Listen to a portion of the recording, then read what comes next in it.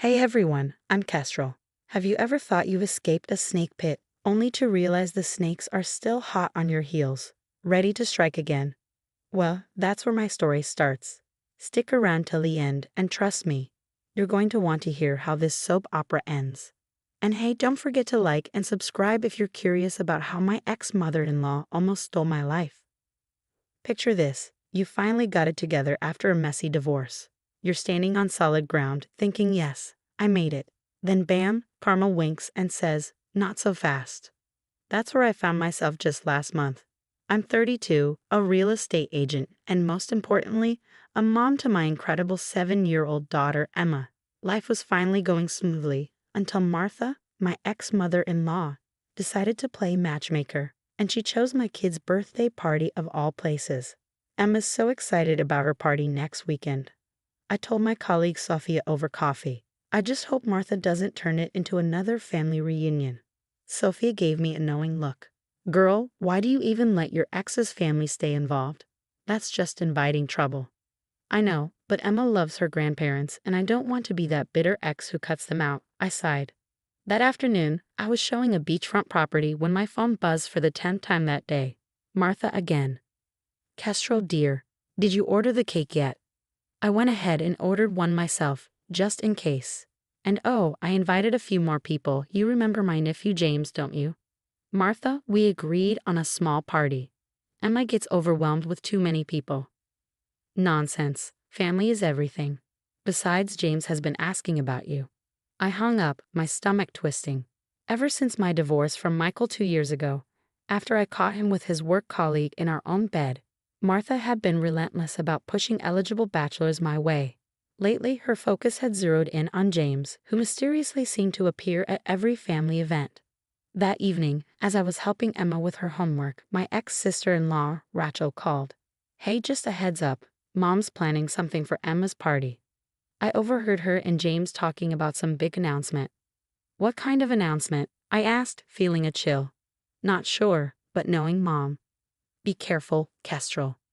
James isn't exactly the nice guy she makes him out to be. I looked at Emma, who was happily coloring her princess invitations, blissfully unaware of the storm brewing. After Michael's lies, gaslighting, and emotional manipulation, I'd vowed to keep toxic people out of our lives. But Martha was like a spider, weaving her web so subtly you didn't realize you were trapped until it was too late. Mommy, can I wear my tiara to my party? Of course, baby. It's your special day, and nothing's going to ruin it. If only I had known how wrong I was. Sometimes the people who claim to love you the most are the ones with a knife hidden behind their back. I closed my laptop, done with work for the day, watching Emma twirl in her princess dress. We'd survived Michael's betrayal, rebuilt our lives, and found our rhythm.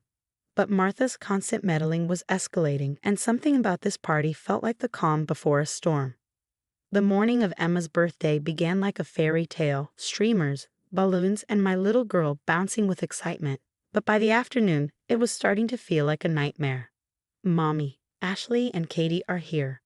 Emma squealed, running to greet her friends in her sparkly purple dress as I hung the last of the decorations. When Martha burst through the door, she brought what looked like half the family tree in tow. Where should we put all these extra chairs? She trilled. James, be a dear and help set them up. My heart stopped. James. Of course he was here, flashing that fake smile that never quite reached his eyes. Before I could protest, Martha had taken over my kitchen, moving everything I'd carefully arranged. These store-bought cupcakes won't do, she declared, shuffling my carefully prepared food aside. Good thing I brought my homemade ones. Martha, Emma specifically asked for chocolate cupcakes, which is why I... Nonsense. Trust me, I know what's best. Oh, James, doesn't Kestrel look lovely today? Across the room, Rachel caught my eye, her worried expression mirroring my own. The party was growing stifling with all these uninvited family members, most of whom I'd never even met. Emma's friends huddled together in a corner, looking overwhelmed. Then it was time for cake. My stomach churned as Martha insisted on gathering everyone around. Emma stood there, her tiara askew, 7 tiny candles flickering in front of her. She looked so small amidst the crowd of strangers.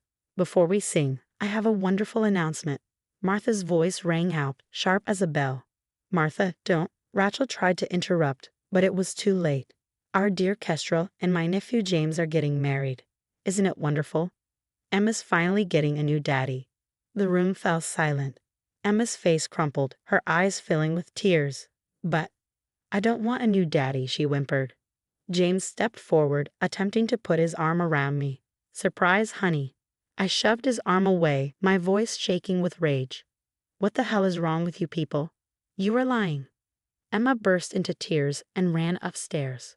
Her friends' parents looked horrified, murmuring excuses as they gathered their things to leave.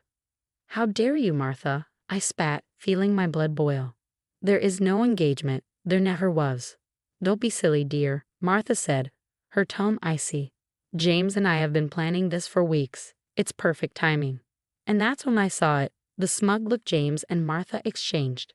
This wasn't a misguided attempt at matchmaking. This was calculated. Everyone out? Now, my voice was ice cold. The party's over. But the presents, Martha started, eyes wide with feigned innocence. Get out.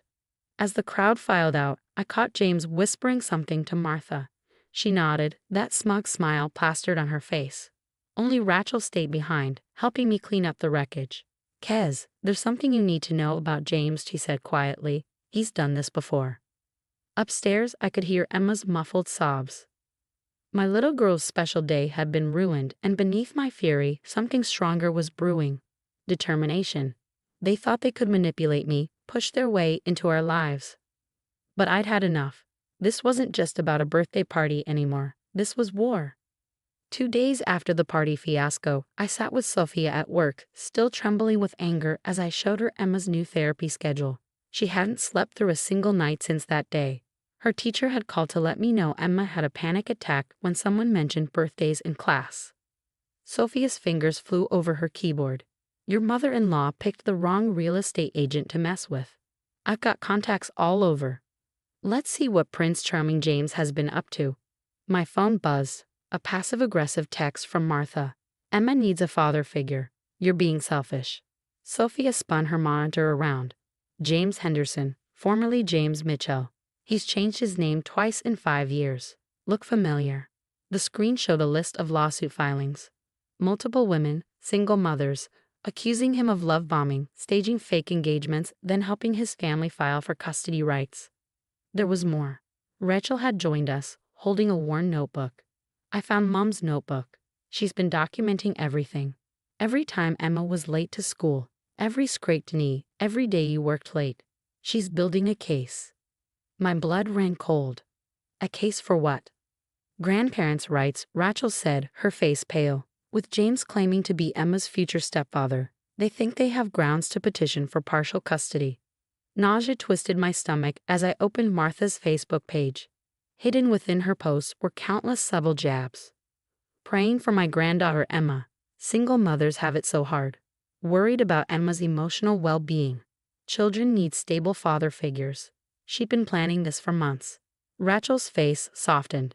She did the same thing to Michael's first wife, Made her look unstable until she finally gave up trying to see her son. The pieces fell into place. My marriage to Michael, the constant interference, the surprise visits, it wasn't just manipulation. It was a scheme.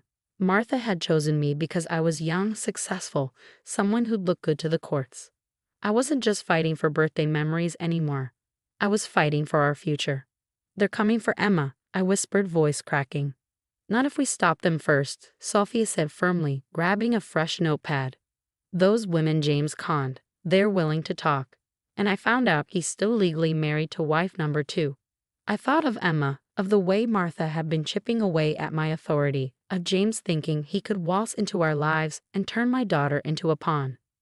I need every scrap of evidence, I told them. Every text, every email, every social media post. If Martha wants to document my parenting, then let's show her how it's really done. Rachel squeezed my hand. Mom's hosting her annual charity brunch next weekend. Everyone who's anyone in the family will be there. A plan began forming in my mind. If Martha liked putting on shows, fine. I'd give her a performance to remember. The charity brunch was in full swing when Rachel and I entered. The country club's dining room buzzed with the chatter of family members and society elites. It was the perfect audience. Kestrel, I'm so glad you came to your senses about the engagement. Martha rushed over, pulling James along. Everyone's been asking about the wedding plans. Oh, I have an announcement about that, I replied, glancing at Rachel. She nodded, dimming her lights as a projector screen descended from the ceiling. What's this? Martha's smile faltered. A very special presentation. I clicked the remote. Suddenly, James's mugshot filled the screen. Everyone meet James Mitchell, or is it Henderson now? Hard to keep track with all the name changes. 3 fraud convictions, 2 ongoing lawsuits, and my personal favorite, a current marriage license. His? What? Martha's face went white. That would be to me. A woman strode into the room, a designer handbag swinging at her side.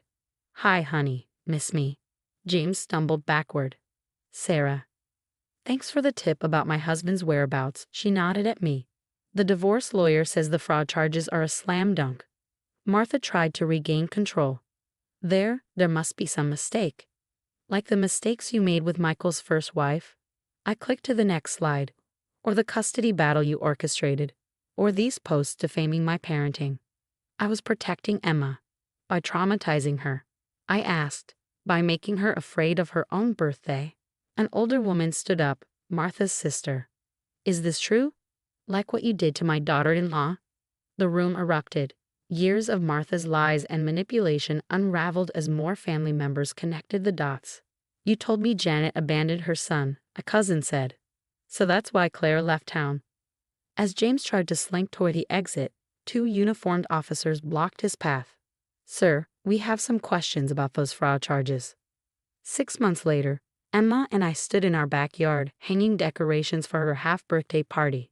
Her therapist had suggested reclaiming birthdays with happy memories, just us and real friends this time.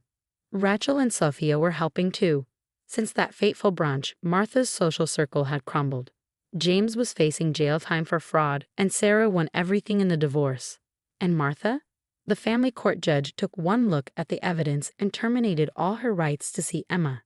I watched my daughter, healthy and happy again. Sometimes the best revenge isn't about getting even. It's about breaking free and building something better from the ashes. Emma and I, we were just getting started. What would you have done if your mother-in-law announced a fake engagement at your child's birthday? Would you expose her immediately or plan a calculated revenge like I did? Share your thoughts in the comments below.